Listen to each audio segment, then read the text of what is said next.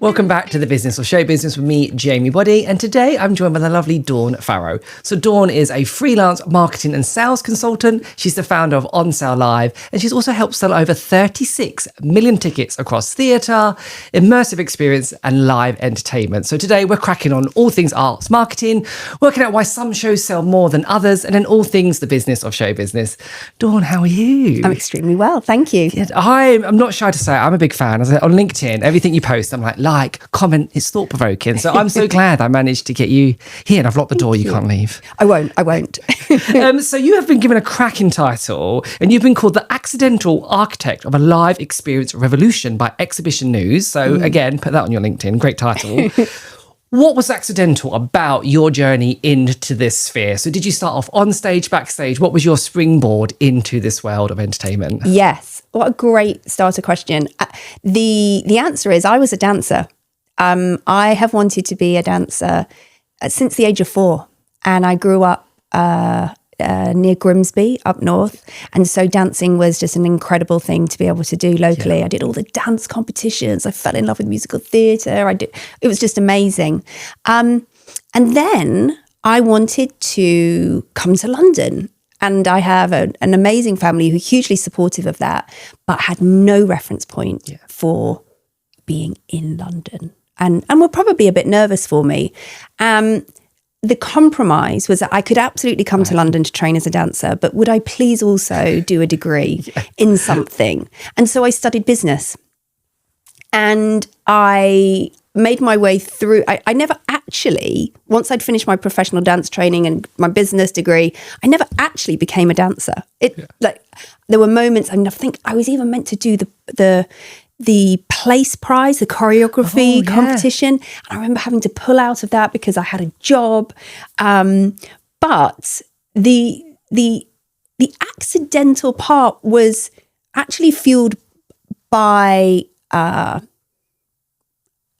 guess, a deep-rooted love of the industry. And so in many senses, there's nothing really accidental about ending up here.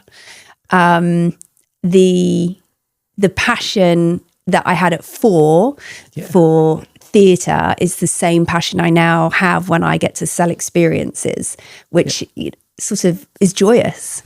Now working in the world of entertainment journalism and arts marketing, I've met so many people that are former dancers. And I always say that like, dance is such a gateway passion because the skills are transferable. Yeah. So is it safe to say that you find the world of marketing and sales just as creatively fulfilling? Because again, some of the marketing campaigns that are out now are so creative. Yeah. Yes, I think so. And I also think that when I was early in my career, there was an observation very often that marketing was a poster. Yep. And so I would interview lots of people that would, you'd say, why would you like to do this? And they were potentially, former dancers, actors, performers, and they would often talk about the poster. And what I would say is that creatively, we've really moved on from that in a big, big way. And so, yes, it is creatively fulfilling because it's incredibly hard thinking about how to sell an experience, which is an emotional purchase. Like you don't need it. I mean, some of us would argue we need it, but ultimately you don't need it, not like loo roll. Yeah. But what has changed is that kind of creativity meets science and analysis, which I think sometimes people are a bit afraid of. But I would say there's nothing to be afraid of there. And so you've worked at Live Nation and then AKA UK, which also, our paths didn't cross, but I worked at AKA as well. So working on marketing of arts and culture venues, musicals, but then you took the leap to set up your own agency of Ents, and you worked with Walking With Dinosaurs, Nitro Circus, Luna Cinema, and the Birmingham Royal Ballet. Yeah. Quickly talk to me then about agency side, because there you are kind of fingers in all the pies, work with lots of different departments. So maybe agency side, and then what maybe gave you the courage to think, you know what? I want to start my own business. So I didn't know that there was a job that meant you could work in marketing in this industry in an agency. And so I was working at Clear Channel Entertainment for David Ian, Gary McQuinn, Liz Coops, like incredible producers. Clear Channel became Live Nation. And ultimately we all got made redundant. There was just a moment. I mean, it's quite secular, but ultimately in my mid-20s, like I felt like everybody got made redundant.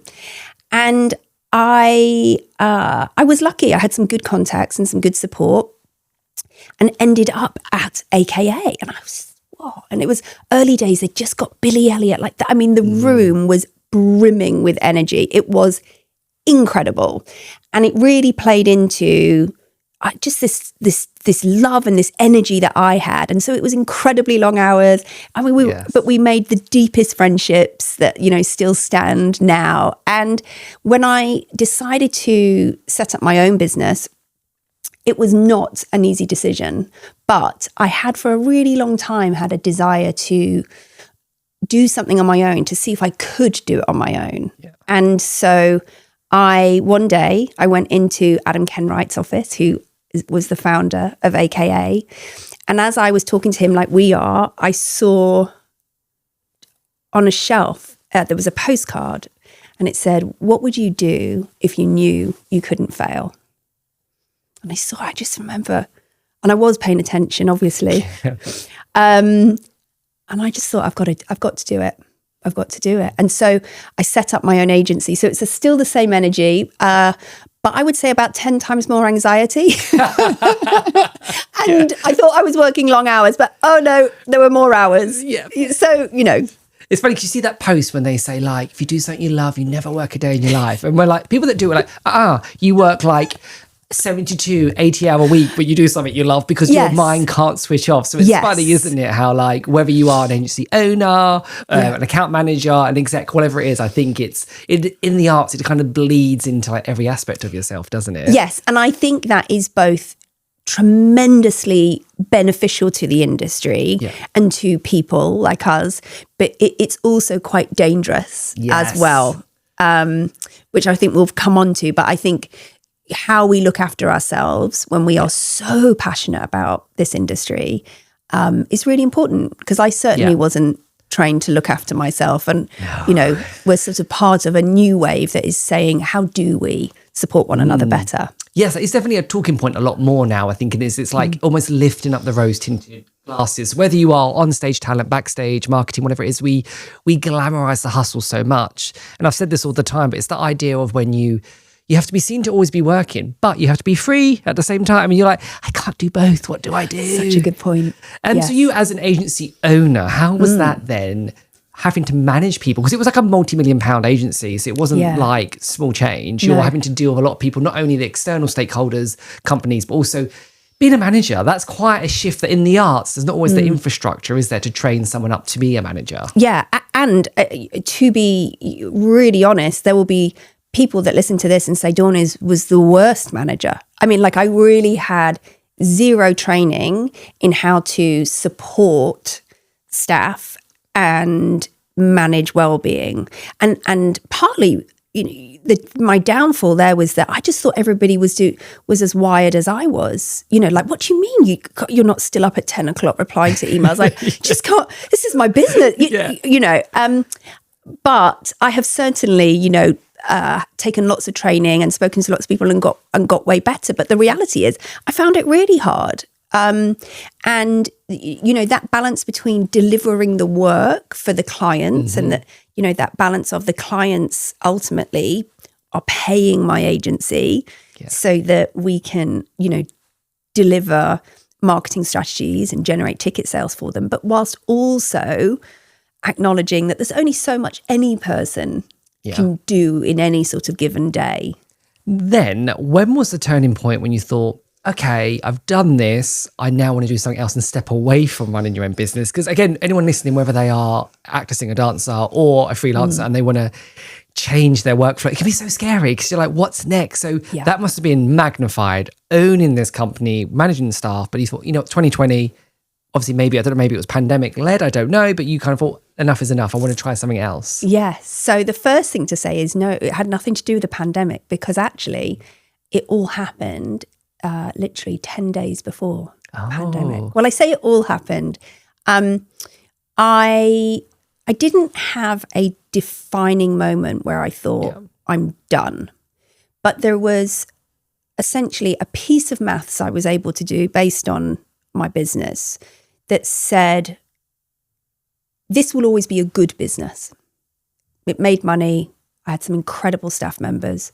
I had an office, a beautiful office on Newman Street, and it was reliant on, an amount of business, and it worked. But actually, when in agency land, there's quite a clear piece of maths that you learn. No one teaches you, obviously. Yeah. But I learned over 8 years. I was like, okay. So to get from this to this, these are the things that need to change. Yeah. And I was looking at those elements, and I just thought, I don't think I'm up for this. I don't want a board. I don't want investment. I don't want to be reporting in the way that would require. There were just lots of different things, and I just thought, oh wow, I think I'm done.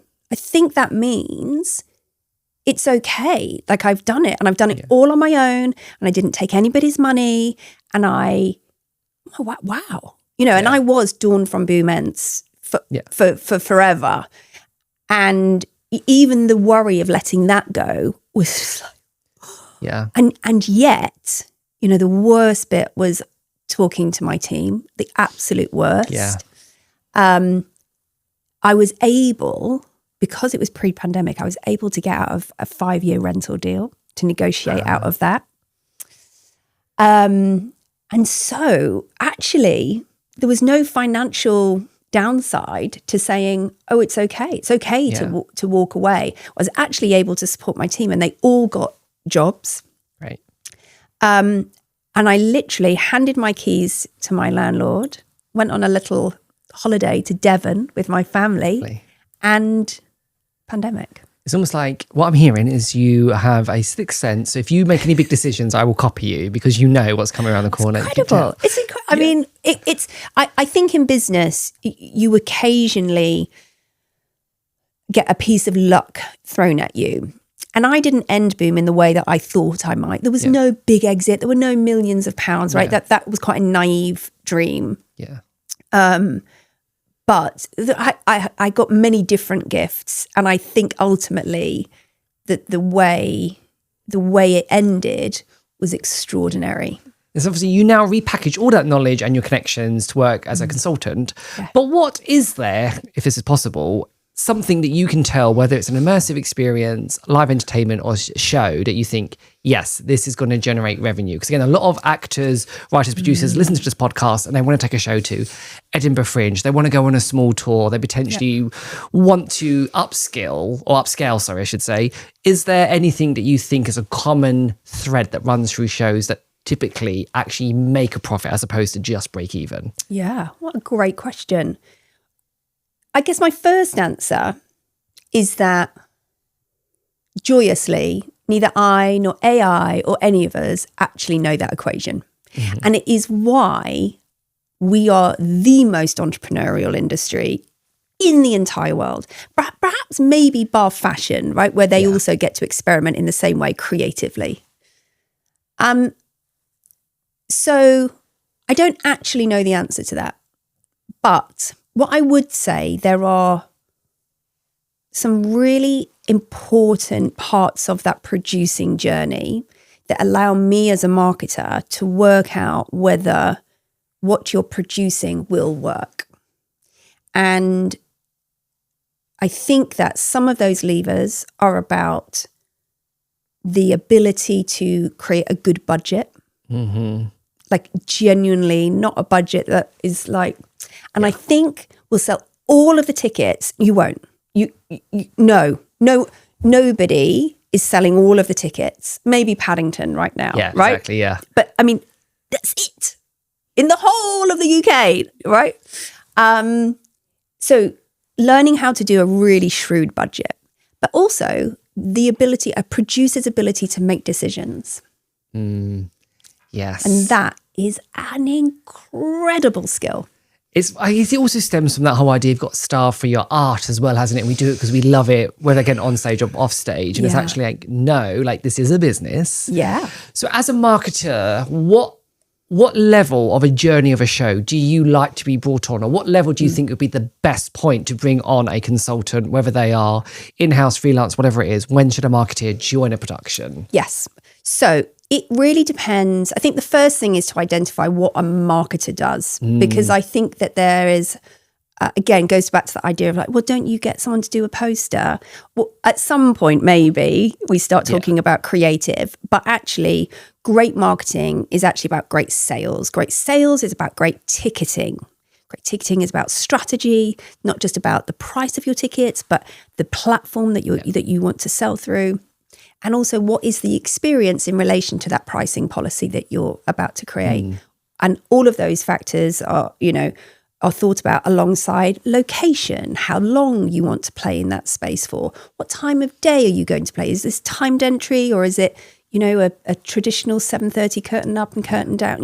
There's so many different factors. So depending on your project, I would always encourage everyone to speak to a marketing person, agency, team as early as possible.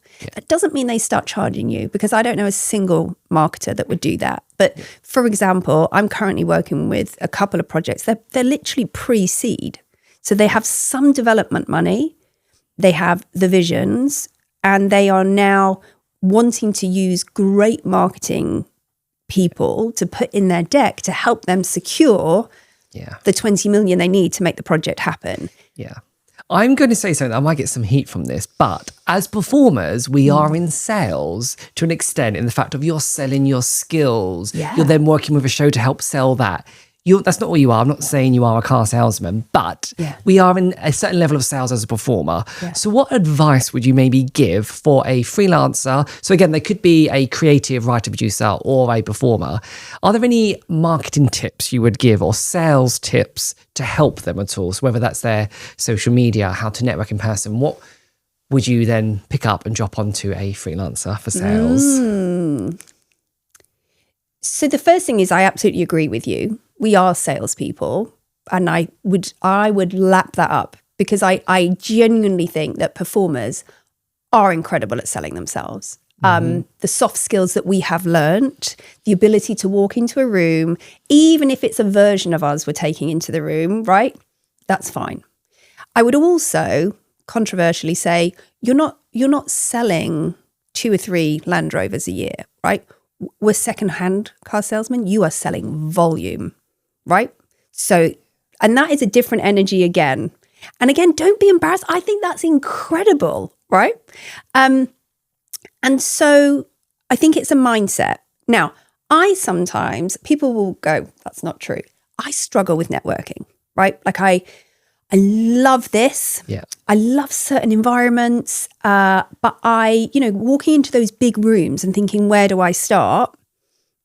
I'm not always too sure. And that is okay. So I don't feel that we all need to be great marketers. You need to probably just have extraordinarily thick skin, which again, you already have as performers, right? Like you're literally born for marketing and being able to keep pitching and keep working.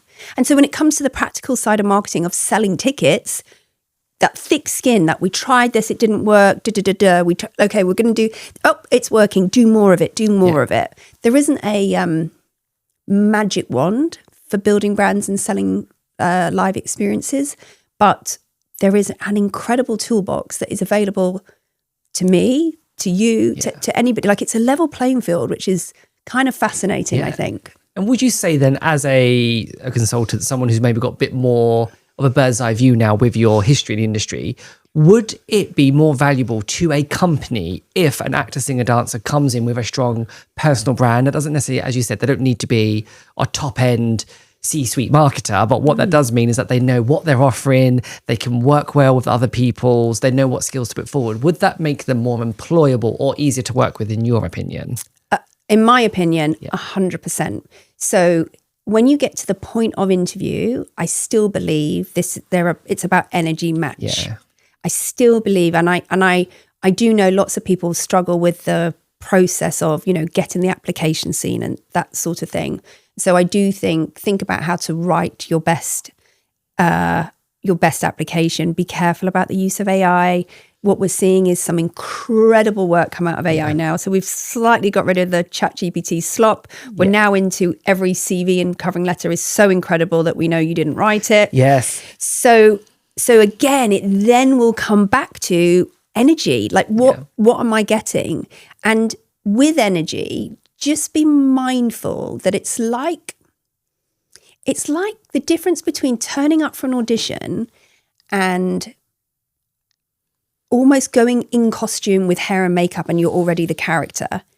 Well, that casting director is not looking for that. The casting director is looking for you going into the room and you showing your best self.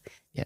And so that is the same as an interview. Like, don't be the over the top version of you. Just to be you. Yeah, I can tell you some stories. When I sat on casting panels, having been a performer, one time for Cats, someone came with the Alice band with cat ears and a fairy leg warmer. And I was like, we know you're not a cat. You don't need to try and dress as one. And then when I worked at Disney, someone once came in dressed as, I don't want to get sued, so a friend of Snow White came in, cherub cheeks, red thing, hair back, but was actually too small. So it actually took them out of the casting director's vision, because I can't really see you for anything else because you've come in so wrapped up in what you think we want, but it's not actually what we want. Yes.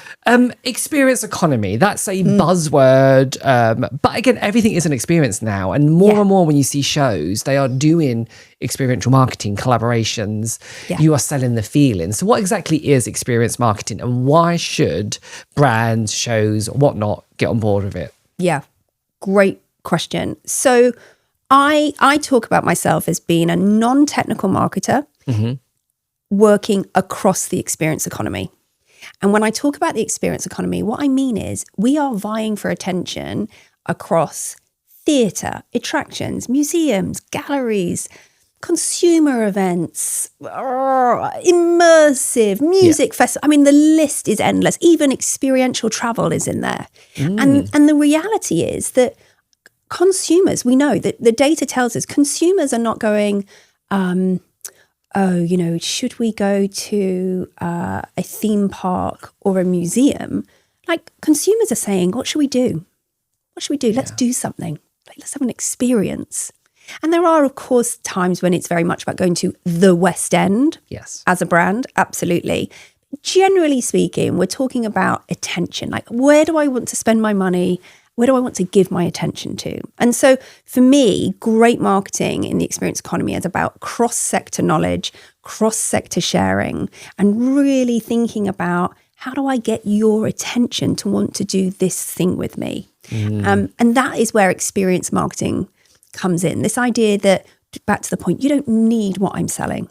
But if I can tell you how to feel, if I can show you what you're missing out on, you're definitely going to want to come.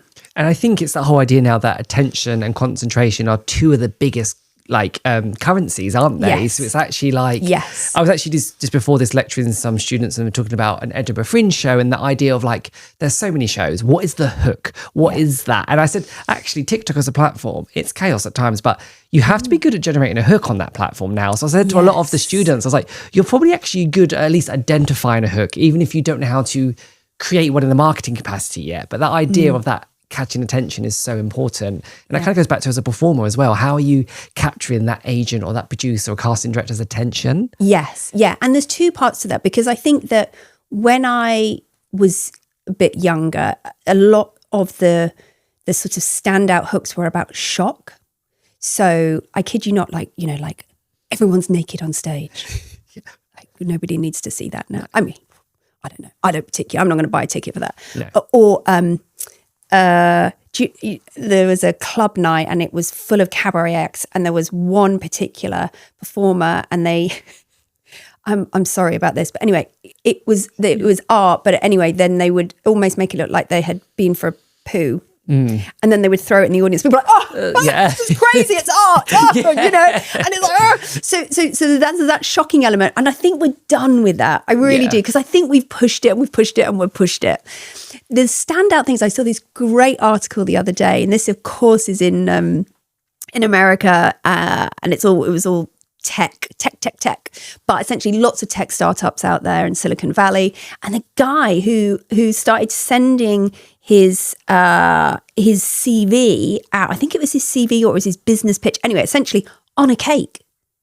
They printed it on a cake. Here, you have one. Print it. I think so much so that I think his second business is now printing cakes for people because everyone. Yeah, and of course that bubble will burst. Yeah. But those sorts of things that are kind of going back, much more analog, much more in person. That is a lot of the data is saying, of course we love AI for certain things, but gosh, what we actually want are in-person experiences. Yeah. There was years ago, I can't remember what company it was. It was for it was a tech company or Spotify or something. Someone had their CV printed on the top of a car and parked the car in the car park. So when the manager looked out the window, they would see it. And again, as a touch point, you're going to go to that CV first, aren't you? As opposed to the 25 in your inbox. Yeah. Speaking of maybe some taboos or not to do, red flags in regards to marketing. I know this will be specific to projects, but you as a sales and marketing consultant, what are some things you would try and say to someone, avoid doing, or if you get that in a pitch, you're like, take that out immediately? Are there any red flags? Oh, yeah.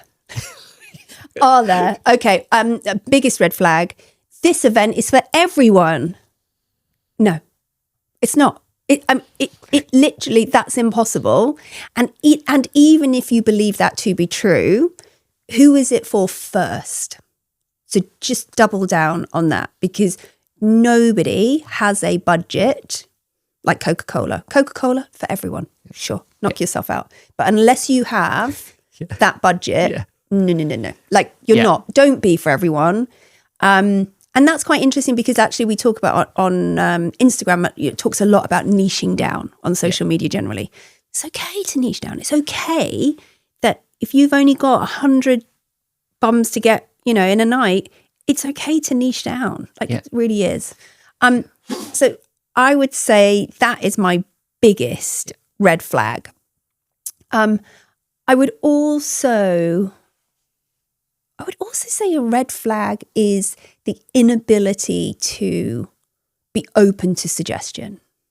And that could be in any part of your marketing mix. So creatively, for example, being a graphic designer in live entertainment, it can be really hard because you create your brief, you create the vision, and then there's about 20 people you've never met have got a good opinion of your, it's so subjective. And I think if you are a graphic designer, you have to have extraordinarily thick skin in that moment. But I would also say that if you build a really positive relationship with a graphic designer, you'll never regret that. You'll never regret, or photographer or videographer, that ability to find a shorthand creatively with someone is really powerful. Yeah. I would always encourage that. And I think the understanding of niching down or knowing how to repackage yourself is such a skill that all freelancers should know. And I have this all the time when I work with performers on their packet for when they're pitching themselves for shows, agents, casting directors. And it's like, yes, you're a versatile actor. You have been trained in multiple things. But when you can do anything, you do nothing. So it's like, how do you get in the room and then you unpack your skills? So you've got multiple casting types. Doesn't mean you need 10 headshots that show you every emotion known to man. It's like, no, what is your initial touch point that you're most recognizable for, what you're strongest at, and then branch out. So I love that you said that niching, because before it's like, oh, don't niche, you need to be able to do everything. But again, you can't. It's going to dilute your product, your time and your energy. Yes. So let's talk about On Sale Live, which is very exciting. First of all, what is it? I'm very excited. I get to be involved in a small part this year, so I'm so excited. But what is On Sale Live? So On Sale Live was a direct response to working in marketing for a very long time and being invited or going to lots of different conferences. So you can find a marketing conference for brands, you can be around Procter & Gamble and big brands like that. And you can find ticketing events. But actually I realized there was not a single event that was purely for sales, marketing and communications people. Yeah. And no arena in which we could come together to talk openly about what's working, what's not, who's trying this, where do we get learnings from, what's the latest technology? Because we need something very distinct, because we are essentially trading in attention and tickets. Such a different skill set to the broader marketing world. And of course, ticketing is very much part of what we do, but it is not uniquely what we do.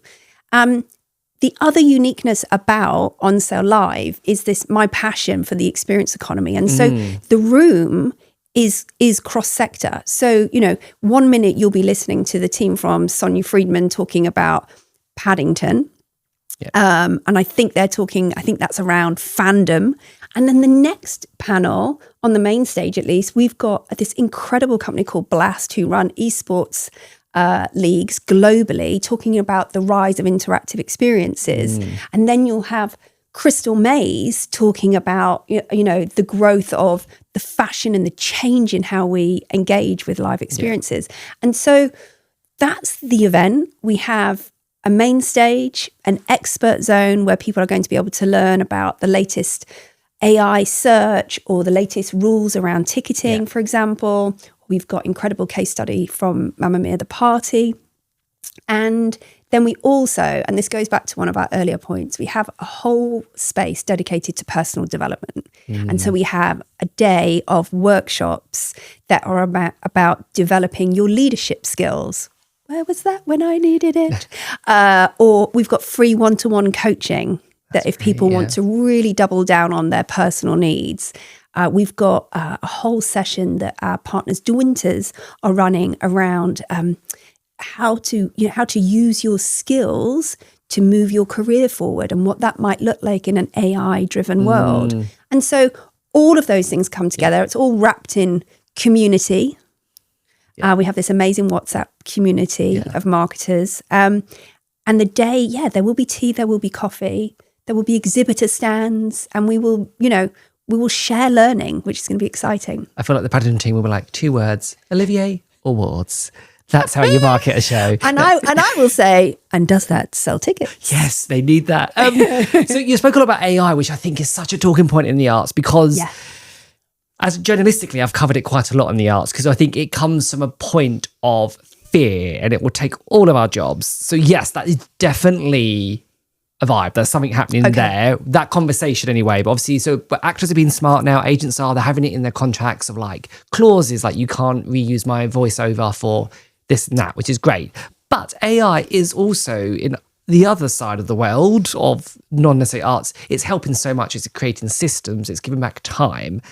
I've seen the pros and cons of both. So I definitely think it's not going anywhere. And I've even seen now dance shows like Wayne McGregor's new experience like that incorporates tech and so it's how can we marry them up, and which I think you're such a champion of. And obviously going from SEO, so search engine optimization, to AEO and answer engine optimization. AI for you, yay or nay, and why should people be using it? Yes, massive yay. A massive yay because I'm a marketer. And so AI for me, or for the marketing side of, the experience economy, can only make us better. And it has removed walls that existed that are particularly around digital knowledge and digital, there was sort of, sometimes with tech, there is a language that is used that can make it feel like, oh, I'm not on the inside of that conversation. AI removes a lot of that.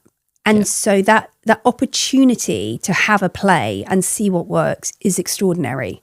Now, I champion AI for productivity, right? That's my thing. And so you can go onto our website and you can download loads of free resources that say, this is how to get started. This is how to be productive with AI. Here's what not to be scared of. Don't do this. That's, and so here's how to set yourself up. Here's the 5 steps you need to do if you just want to get started and have a little bit of a play. What I would say is you've got to get going. You can absolutely decide to make some sort of moral stance, but there's this sentiment around it's not AI that will actually take your job. It's the person that can use AI. And I love what you said there about productivity over creativity. Use AI to help you along your way, but it still needs creative people. The world needs creative people more than ever. I think what we'll see is just more creative need because the AI slop. And listen, I've been experimenting a lot, and someone sent a really nasty message to me about how shit something was. Sorry. But, and I was like, but I give myself permission to have a go and see. And all of those learnings that go back into whether it's AI slop or not, like all the lessons go back in and I get better at it and better at using it. It's like exposure therapy, isn't it? The more you're exposed to something and trial and error, you get better. So again, going back to as an actor, singer, dancer, you're not born doing Brecht and singing the top G. You have to make mistakes. So I do think as a marketer now, like, Claude, please sponsor this. We'll have AI Claude. Yes. It's great, and the systems it can create. But going back to kind of the linchpin of marketing, and now, do you feel the word's diluted? Because I predominantly work in the world of like social media marketing, but they want videographers, photographers, copywriters, graphic designers, social, community management, report. And it's like, yes, I can do a little bit of everything, but I'm not a specialist in, say, like graphic design, nor do I have the time to do 20 things. Do you find marketing now can get a little bit diluted, or are people wanting too much for the buck and saying, you're a marketer, do this? So I have always trained to be a jack of all trades and a master of none. Yeah. Like, I am the ultimate at that. The joy of that is that I can be hired, and I much like yourself, you will know everyone that can do all of those different elements if you need them. What happens when you're a jack of all trades and a master of none is that the budget doesn't change. So there is no bigger budget, right? so I, because I'm very old, when I started marketing, we would divide our marketing mix up, and so there was a lot of out of home in there, traditional print advertising, maybe a bit of radio, love. Now, then, meta ads, or we called them just Facebook ads. Anyway, but, and so then you needed to find budget for that. And you're right. And then we had to find budget for a social media manager, but that was okay because they got 20p a week because nobody valued their skills then. Yeah, I remember when I first started at AK in 2016, like it was so hard pushing to like your show needs this. But you're preaching, yeah. Totally. So there's a value, there's an interesting value thought there. But the budgets are so carefully curated, I suppose, for marketing, because they are a percentage of the gross potential of the house, of the number of tickets that might be possible to sell. So that's why the budget can't get any bigger, because there's a cap. There really is for producers. And so that goes back to my point of, in the same way that you can't be an event for everybody, nor can you use every single toolbox available to you. But there are more free elements of the toolbox than there ever were before. Mm-hmm. And that is quite exciting, I think. Before I close out of our quick fire questions, I deal with a lot of performers who are stepping out of the industry for whatever reason. They've ticked everything off. They want to earn more money, have a fab, whatever it is. Yeah. What advice would you give to someone who maybe wants to get into the realm of marketing and sales? Because I will hold my hand up and say every performer, as you said, will be great at sales. They'd be great at marketing. They might not have the degree in it, but they'd be good at it. So what advice would you give to someone who wants to get into creative marketing? Yes. So firstly, I would say it's okay to move on. So it's okay to say, I know I spent a lot of money training in X, but now I need to pay my rent. I'm moving on. Give yourself permission. Like, you will look back and it will be okay. Yeah. I would also then say, find people you like, find businesses you like, find, particularly if you're a woman, like, look for other great women in business. That people will always be happy to find 20 minutes for a Zoom, right? Like, it may not always be a face-to-face, but just find people you might like to meet with. We, as part of our community, we have a jobs board in our WhatsApp group. Yeah, it's great. I can't believe how many jobs are coming through. I mean, incredible opportunities. Miss Chief Theatre, I think they posted 2 jobs last week. I mean, and not all marketing manager level, like starting out executive level. So, find places to look for roles and, apply. And okay, maybe you won't get it straight away, but look at the criteria and have a think about, okay, how could I build that skill set to demonstrate? I did a lot of volunteering when I was trying to get work. I know that's not possible for everybody, but if you can, I would definitely, I've got a couple of people working at On Sale Live, and they're literally like, I will give you my time because I want to be in the room. Yeah. I'm like, I want you to be in the room as well. Let's do this. Yeah.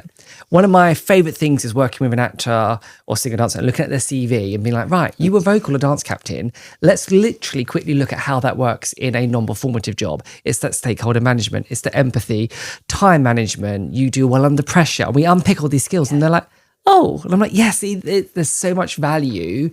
So I think just do the thing. Right, before I let you go, we're going to do our quick fire round, which is called Lights, Questions, Action. Please get out the pyro and the live animals. Okay, so we're starting off. So again, whatever comes to the top of your head, it's relaxed. But remember, you're in sales, so be good. Yes, yeah, always. Okay, what was your first job in the arts and culture sector, whether that was on stage or in marketing? Oh, my first job was marketing in an office for a dance company and dance studio. What was the first show you ever saw? I saw Me and My Girl at Hull New Theatre with Gary Wilmot, and it was amazing. That man's a legend, isn't he? Oh I did pants with him in third year. And I'm did you? Yeah, it's a great man. Me and My Girl. Oh. What would be your favourite show or immersive experience? I know we are putting you on the line. What's your favourite? Favourite ever was years ago was in New York. I saw 42nd Street on 42nd Street. Just wild. What has been your proudest moment of your career? Oh, honestly, like closing Boom, walking away. Yeah. And that was a lot, but it was also the beginning of everything. What has been the best advice you've ignored or not taken? Oh, the best advice to ignore was when I was working at Clear Channel, and in an appraisal, I asked for something and I got told that I would have to learn to walk before I could run. You were like, I'm jogging now. I'm literally pegging it out of the door. You're like, I'm on a treadmill. One thing people outside the industry never understand, because again, marketing is, you see it in TV shows. I was saying that to someone, I was like, marketing is not Emily in Paris. There's so much to it. So what has been one of the most misconceived or myths you hear about the industry? Oh, that it's easy. That marketing is easy. Yeah. Yeah. What is your non-negotiable in business? Oh, I mean, classic market. Yeah. What do I have? Or if someone said to you, it's like these many hours or weekends, are you like, no? You're right. I mean, I work a lot at the weekends, but I had someone once try and put it in a contract and I was like, absolutely no. No, not at all. Who would play you if it was Dawn Farrow, ticket sales extraordinaire? Who would play you? Yes. But you do look very much like Keira Knightley. Do you get that? Well, I did when I was younger, particularly. So yeah, let's go Keira Knightley. Not to force that casting on you. No, but that was the name that came to mind, and she's pretty epic. No, you look like her, and I'm like, I feel like I need those cue cards from like Love Actually here as I'm asking you. If you started again tomorrow, what would be the very first thing you did? Oh, open a social media account. And we've been on a podcast, so do you like a text message or a podcast-sized voice note? Oh, how wonderful. Yeah, I love a voice note. I mean, they always make me chuckle that I had to receive a voice note rather than the message. I love it, yeah. Well, perfect. Well, that's all that's left to say is make sure you subscribe or follow and make sure you still get your tickets because there's time, isn't it? There is a bit of time. Yes. Perfect. Well, thank you so much, Dawn. Thank you so much, Jamie.